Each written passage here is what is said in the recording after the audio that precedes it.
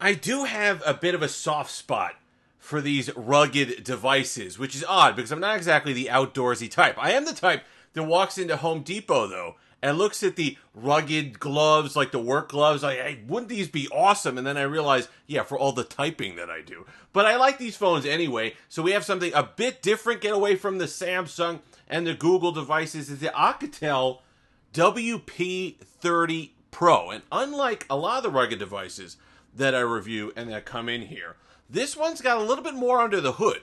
So it's got a little bit more on the price side too. I think it's $477. Link will be in the description around $480. But for that money, you are getting a little bit more capability with what the device can actually handle power-wise. Let's go through the build because that's what most people are going to be interested in.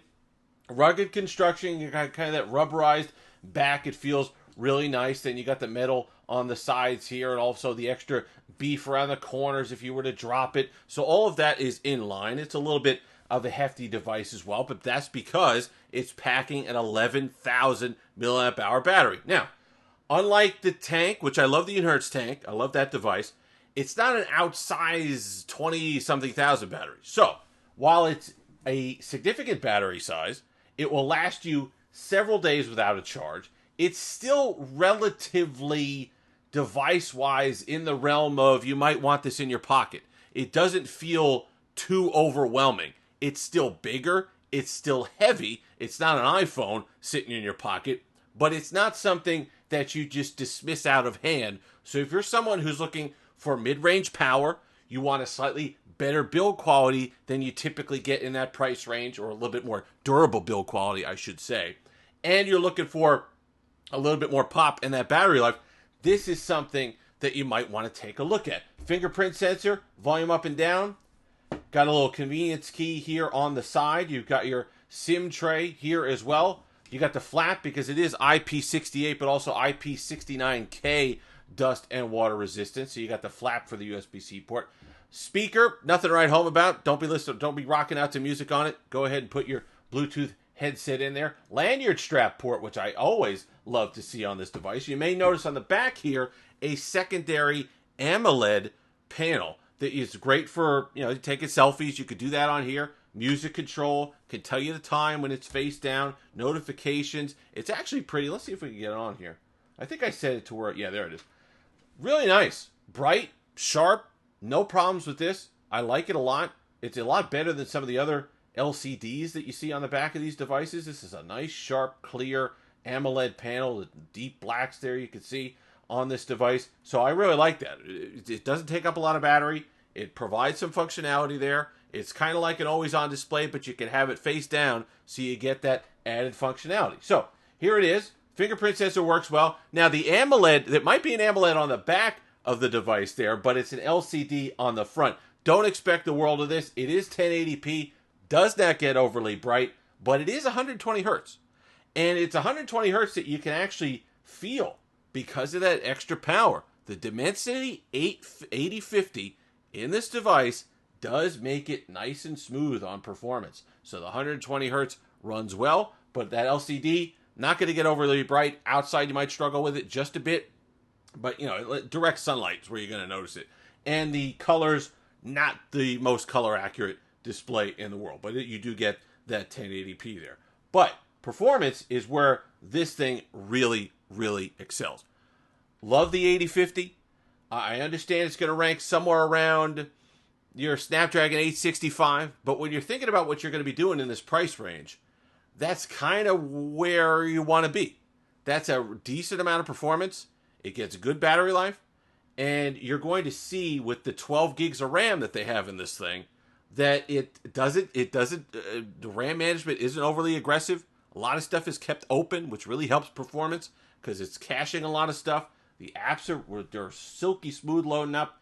I have this Avenza Maps app on here. I use that I don't use it, but I was looking at through the topographical maps and stuff like that, and this is able to chew through a lot of that. So if you're somebody who's a hiker and you want to pull up your maps, your hiking maps, different trails, stuff like that, you could do it and not worry about it lagging through as you're moving along. That's really nice.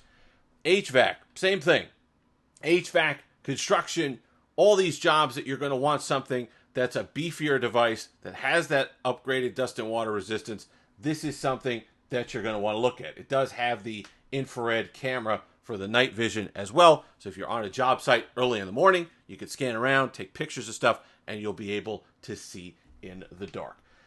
Overall, I got to say I'm impressed. You know, I like the volume up and down. Like I said, the speaker doesn't get overly loud, but the added performance really separates this from the typical devices that you're going to get in this price range.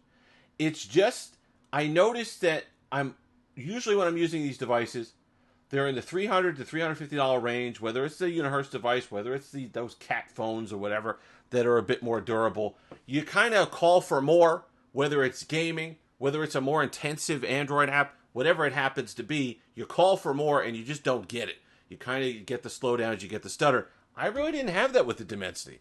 MediaTek's put out some really quality stuff in the last few years, and the Dimensity 8050 is right up there. And if these companies that use the lower cost processors can move to something like this and provide that kind of value with these different form factors with performance that's pretty representative, you're going to have a great mix of different devices in the next few years utilizing MediaTek chipsets. Power efficient as well. Now, it's tough to kill an 11,000 milliamp battery.